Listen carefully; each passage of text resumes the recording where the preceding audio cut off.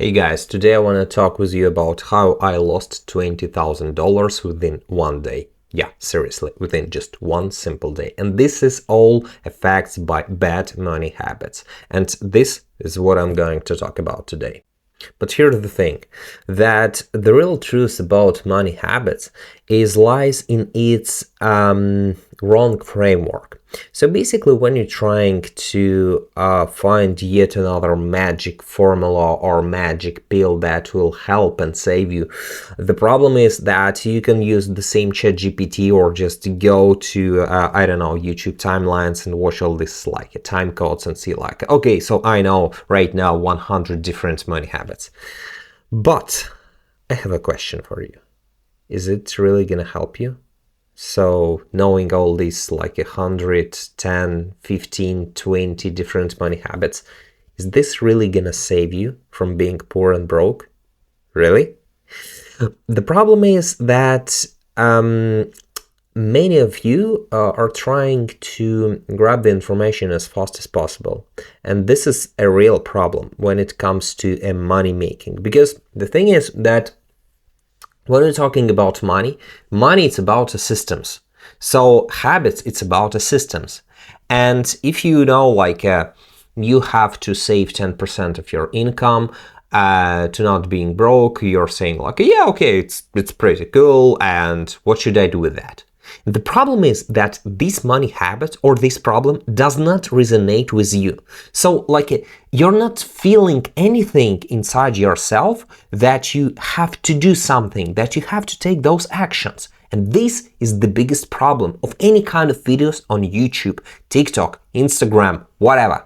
So when you're trying to do something, you have to understand how does it work, how does it resonate with you, to be motivated to start the implementation. Because look, without the motivation, all these kind of things, I can give you a list of these habits, what I'm talking about today, but this gives you nothing, literally nothing. So like you can skip this video and go like watch yet another YouTube video about some kind of BS. Seriously. Because without that, like nothing gonna change. So let's start with one of the most interesting habits, bad money habits, that everyone is probably missing, but a real problem lies in its underestimation of probably positioning. So what I mean, let me explain. For example, when you're doing some work and you already have your salary, first of all, you're trying to pay for a rent, you're trying to pay for a different bills and so on and so forth. And then if you have something, you're paying yourself last. And this leads to a wrong mindset, basically.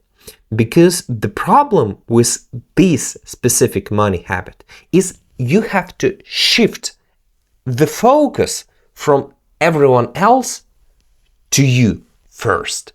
Because I'll give an example. For instance, in any kind of case, scenario, and situation, every rich people who I know care about themselves first. Because if they stay healthy, wealthy, they can afford take care of other people, of other circumstances, and other kind of things. But if you're putting yourself in the end of the queue, it's a huge shift. Look, you have to be the first priority in your life, which lead us to the first bad money habit. You have to pay at least 10% of your salary, of your income to yourself first. Yes, this is just a simple 10%. It's not gonna change your life, it's not gonna make you broke, it's not gonna change anything basically. But the thing is that when you're doing this like a small pay, like a shift, then you can put yourself on the first position. And your brain starts thinking, okay, so what do we have here? Yeah, we have yet just another expenditure, something like a rent, something like paying for a car, something like paying for gasoline or something like that. Okay, yeah, just another 10%. But here's the thing. When your brain starts thinking about like yet another 10%, you would see how magically your brain will start trying to find a new opportunity. Yeah, I know. Sometimes you're just scraping the bottom and you're trying like all my paycheck is just filled out with my expenses and I do not have any time to any kind of like activities for myself, or like I have to pay for kids, I have to pay for a rent, I have to pay for the electricity. Yeah, I know that. I'm sure. I've been there, done that. But the problem is that you have to put yourself in uncomfortable, a little bit uncomfortable situation, because you have to create a fuel for your brain.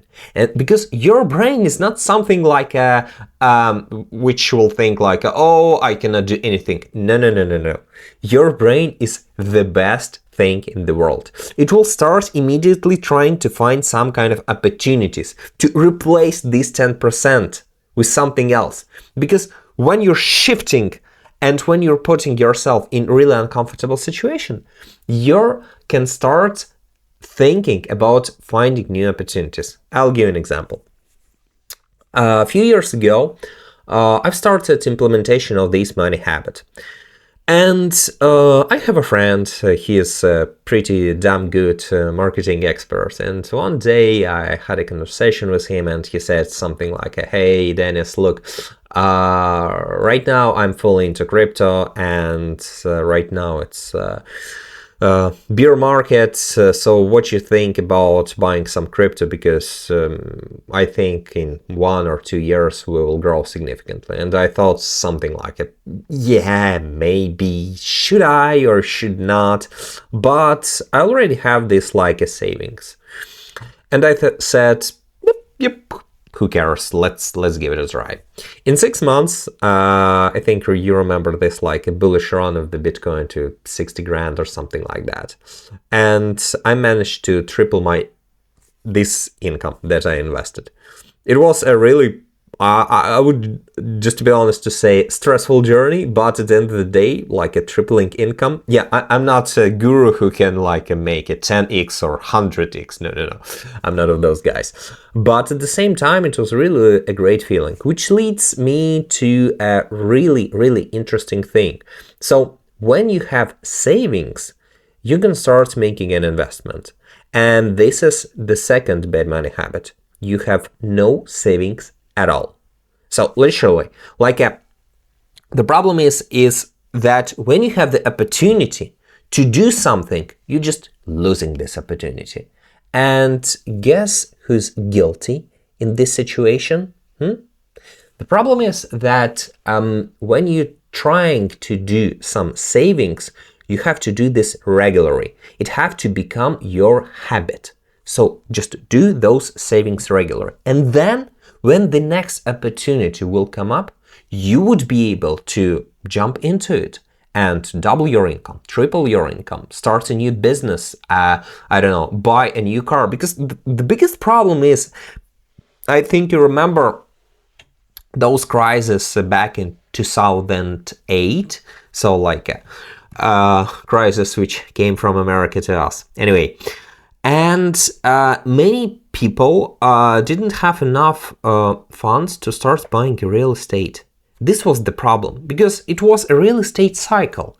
And if you have enough funds, you can take the house, for instance, even here in Ukraine, I remember the one bedroom flat costs $120,000, and then it dropped down to 30 or 40K, something like that. So just imagine a huge opportunity. So you're like a rich man who can like, I'll buy this and that real estate. I will buy all your cars. And this is what about opportunities.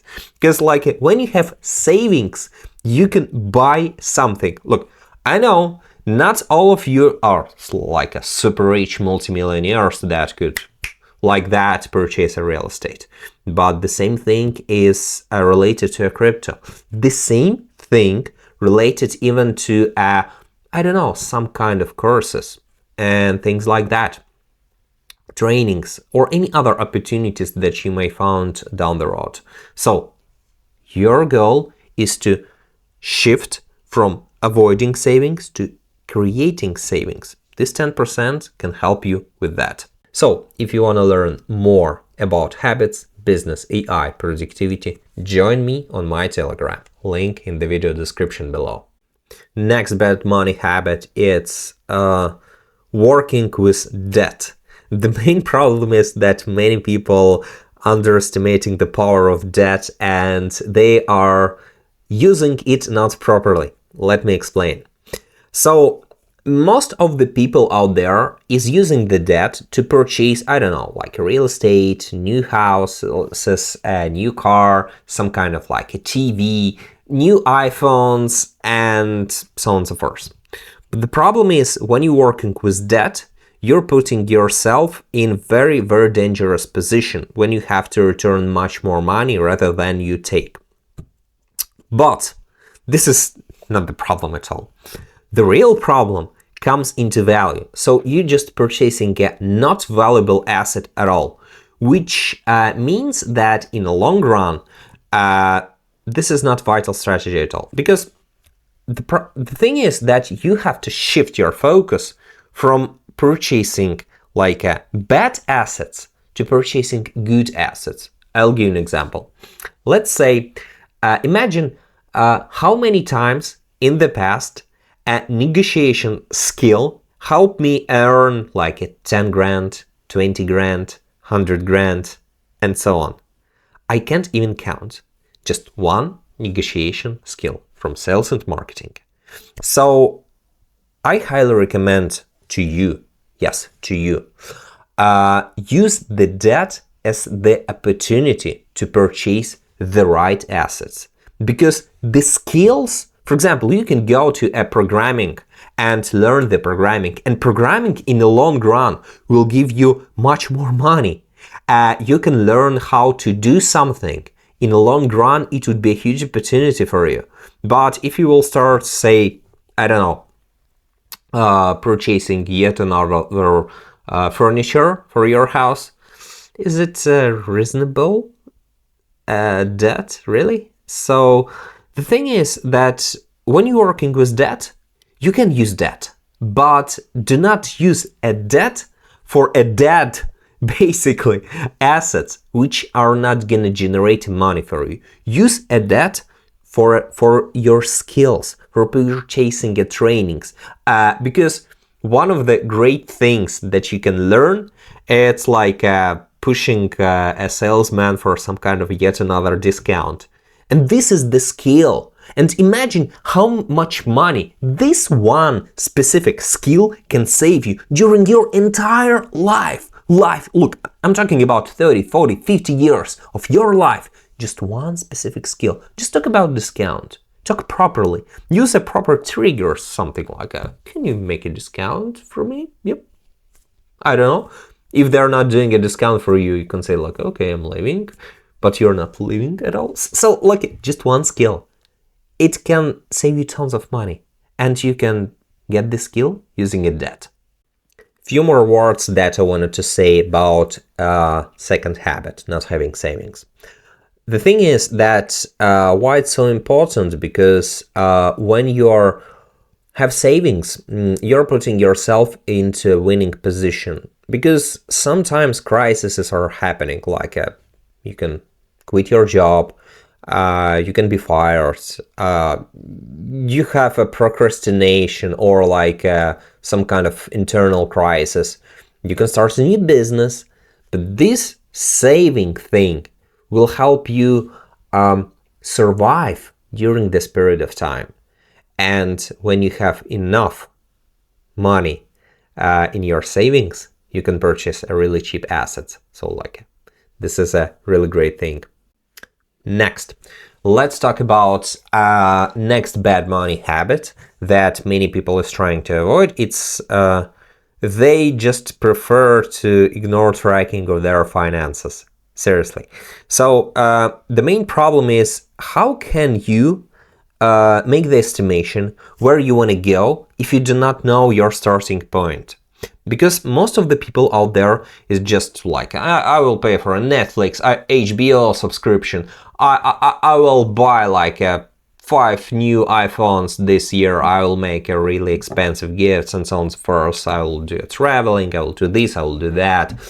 But at the end of the day, you have to know how much are you paying for all these kind of things. Because every rich people that I met is doing one simple thing. At the end of the year, so like you don't have to do these things like every month. It's boring, seriously. I'm not doing this every month because like it's really boring. So I'm doing this thing just one per year. What you have to do, you just have to print all your yearly expenditures and summarize them, create some kind of graphs, and understand what kind of things you can cut and get rid of. Seriously. So when you're working with something, you see that the next year, maybe I do not need this Netflix subscription. Maybe it's time to change the internet provider because this guy is charging me like $100 and I just get an offer for $50 per month or something like that. Why not? So you're just once again running your brain to start thinking for finding new opportunities. Or, for example, if you see that something is really expensive, your brain will start thinking, okay, what can I do to afford this specific thing also next year? So it's really powerful thing. Do this at least once per year. And then you would be able to know, like, no, I'm not telling to you create this nonsense in terms of like, I want to be in this position in 5 years. Come on, guys, we do not know where we will be in 1 or 2 years or next months. Seriously, like, do not make this like a projections, which are absolute nonsense. Just work with your existing balance and start thinking what you can afford, what you cannot afford, and what kind of things you have to cut. Basically, that's it. It's super, super simple. The next bad money habit that a lot of people have, but they're probably underestimating it. It's related to their hobbies. So let me explain. When I was 19 years old, I found a very interesting TV show. They showed an airsoft games. It's something like a paintball, but people are shooting with plastic bullets. And I was so excited about that, and I said, okay, I have to go there. I have to. And so when I play it just once, it becomes my passion. The problem is that this hobby is very, very, very expensive. And by being student, I wasn't being able to afford this specific hobby. But I shift my mindset to what can I do for this community to be able to do something valuable for them and afford this hobby for myself. And guess what I did? I started organizing airsoft games. Yep, just I start speaking with people, find people who help me run the first game. I understand how all these kind of things works, and like a 19-year-old student is saying for like a 40 years old guys like, you have to go there, just do it. And they say, yes sir, let's go. And this was pretty damn good. Seriously, it was the best experience ever. So one of the greatest money habits, it's like you have expensive hobby. But once again, you have to shift your mind to something like what can you do for this specific hobby to earn money? What kind of value you can bring to the table so you can afford that? That's it. It's so simple. You have to always shift your mind, shift your focus from it's like being poor and being rich.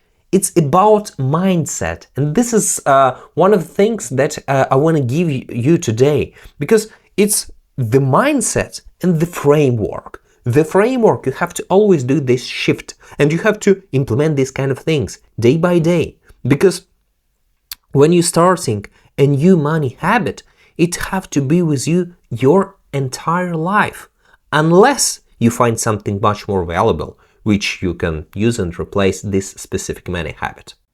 So next money habit, it's really powerful stopper, which I see that happens again and again and again with really a huge amount of people. And this honestly drives me crazy because the problem is that many people are fully focusing on economy and savings, but not on earnings. Let me explain.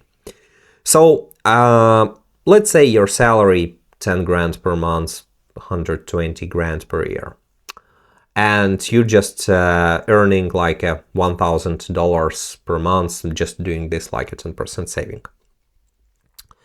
How long should you do that to become rich?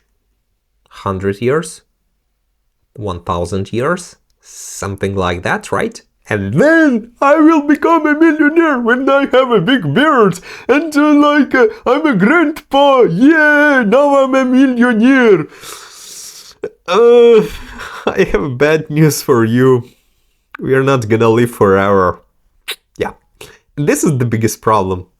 So, once again, the same thing. It's about focus. So, when you're shifting your focus from savings and cutting your expenditures, it's important. Look, I'm not saying that it's not something what you shouldn't do. You should do that. But the focus, it's one of the most important things. Because look, you're doing some kind of job. And let's be honest, can you start some kind of side hustle? Some kind of simple side hustle? I don't know. Some kind of service business. Maybe you're not super an IT guy, or maybe even start some kind of like a IT routine to create some kind of chatbot, AI thing for specific problems. Why not? So when you're starting a side hustle, or for example, one of the greatest things what you can do, seriously, it's to do a consultancy, because you have the expertise in your specific niche and in your specific area. And many people are ready to pay money to get this experience and expertise because you've been in many situations and you can share this experience. It's like what I'm doing right now. So many people are coming to me and saying like, hey Dennis, can I purchase your consultancy services? And I'm saying yes. Because my 10 years experience working with different software journeys, I can tell you, this is absolute nonsense. Here you will lost your money. This is the algorithm, what you should do. This is the bad guys. This is the good guys. And it's like people by paying to me for my consultancy services, saving 10 years of experience, of pain, of problems. So this is what you should do. So just switch your focus from savings to earnings. Find the way how you can earn more. Yeah, I know, it's tough. At the beginning, it would be your moon job, especially if you're trying to run 2 projects simultaneously. It's tough. Yeah, I know. But hey, at the beginning, it's always tough. And if it wasn't tough, we all be millionaires, right? So this is your journey and you have to master it. It's so simple. So next bad money habit that I see people are repeating quite often, it's paying too much taxes. Seriously. People are underestimating the power of using legal and legit methods to save tons of money, using different incorporation structures and cutting those taxes expenditures. Because mostly if you're living in Europe or in States, you're paying from 30 to 50% of taxes from your personal income. But guess what rich people do? They paying mostly from 5 to 10% taxes. Yep, from 5 to 10. What do? So I'm not gonna tell you some kind of ridiculous things, investing in a pension fund and in 1,000 years you would be successful with this like a big beard and you would be something like that. Yeah, now I'm successful. I can afford buying a new iPhone 10. Yeah. No. No, at all. Do not invest in your pension fund. No, invest in your pension fund, but please do not think that it's something valuable. It's nonsense. It's absolute nonsense. What you have to do, you have to find the way how you can incorporate different companies in different countries. For instance, did you know that in Estonia, you can become a resident within just 1 or few days and incorporate a company and pay 0 corporate tax? What does it mean? So for instance, let's say somebody in the US is paying for your services, and instead of being employee, you're saying, can you pay for my company in Estonia? I'm sure they will do this payment for you, because like, who cares? And then when money comes to your Estonia bank account, it's something like, okay, so until you're not using them, you're paying 0 corporate tax. And this is the magic. So you can then utilize those money to purchase a laptop because it's a business expenditure, like a new laptop for you. Why not? Or you, for instance, can afford paying to your independent contractors using this firm. Why not? So when you see the magic, how rich people are creating an incorporation of their companies, like using foundations, trust funds, holdings, it's not so complex right now because we are living in a global world and you have to know all these kind of things. Because if you're not knowing them, you're just not using this unfair advantage. Why others using this advantage and you're not? Look, if you're okay to pay taxes more, it's absolutely normal. But then you have an opportunity to invest your own personal earnings into some kind of funds to whom you trust. So for example, if you do believe that these guys are helping kids in Africa and you want to invest in this specific fund, do so.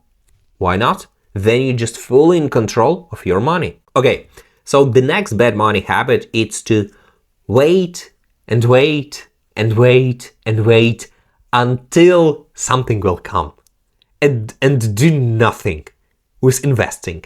Yeah, seriously, many of you are trying to wait for yet another great opportunity, something like when the crypto will goes down, I'll start investing in crypto, or I know that it would be the next crisis and I will start investing into stock markets and purchase those assets, real estate. The problem is that might not even happen. And this is the first problem. Second problem, you might not even have the relevant experience to do these kind of things because you're blind. You're not see, is this market is already down or it's going up? Is this like a bear market or it's like a bullish market? What am I? What should I do? So when you're trying to switch your mindset to I have to invest now, you have to, first of all, obtain the skills that will help you with investing. Yep, just go for some kind of like courses, trainings, get those skills. Second, do not be afraid to start with baby steps. So like when you start doing something, you're opening a door to a huge opportunity which might come to your life. Because one of the things that I really love, especially, it's like almost all Americans prefer to take a risk. And this is the biggest thing in the world. Seriously, you have to act like an American, especially with investing. Yeah, sometimes you will lose money, but who cares? You're just getting this experience, and next time you can double it, triple it, you can multiply 10 times your income. But you have to learn how to do that and do that. Because avoiding doing that, you will stay poor.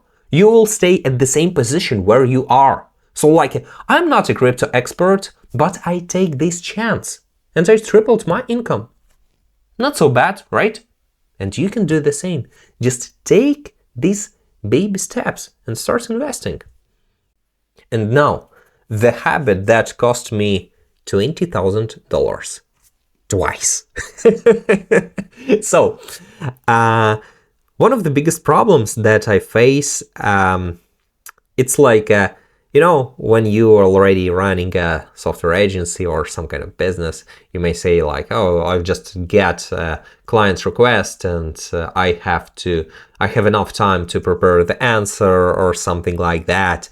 And, you know, one day, a client sent me an email, something like, hey, Dennis, can we do this, and that? This is my request. Can you give me a quote? And things like that. And it was about probably 9 or 10 p.m.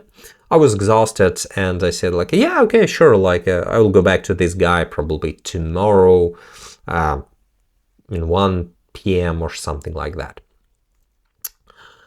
And I get back to my client. I sent him a message, but he replied, yeah, thank you very much, something like that. In a few weeks, he sent me a message, something like, we decided to go with another freelancing firm, whatever. I was disappointed because I've invested really a lot of my time and effort into creating this offer. But interesting thing that I found out that this client decided to move forward with one of my friends, who also was a director of a software company, and I asked him like, what have you done to get this client immediately? And he said the response was something absolutely crazy, which I honestly didn't even expect. He said, I just sent him a message right away, something like, hey, do you wanna chat right now? And it was like, what? But you should prepare the answer for his questions first, right? And he said, no. The thing is that if you want to get more clients, you have to respond immediately. Seriously. The worst thing what you can do, you can wait. Because in our world, all the magic that happens is happened to the people who sending the first reply. You have to act first. And I said like, okay, cool. And then I found out that his net profit was about $20,000 from this contract. And it was really disappointing for me, from one hand. But from another, I've changed all my guidelines regarding the communication with clients. And guess what? Within the next 6 months, I've doubled my income. Just with one simple thing. Act fast.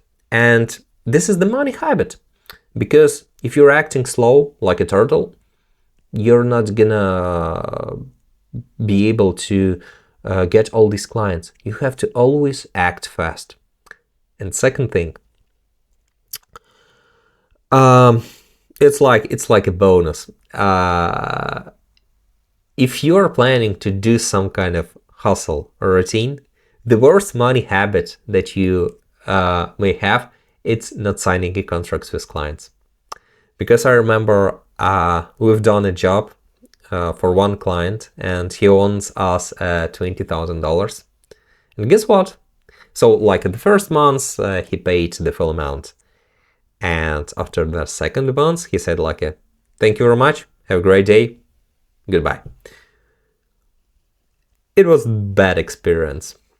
So the best money habit that you should have is always sign a contract and always describe all these small nitty-gritty details, because otherwise you will be poor and broke. Alright, so if you want to learn more about businesses, habits, and this kind of things, I highly recommend you to watch this video. Or this, I don't know, somewhere. And see you there.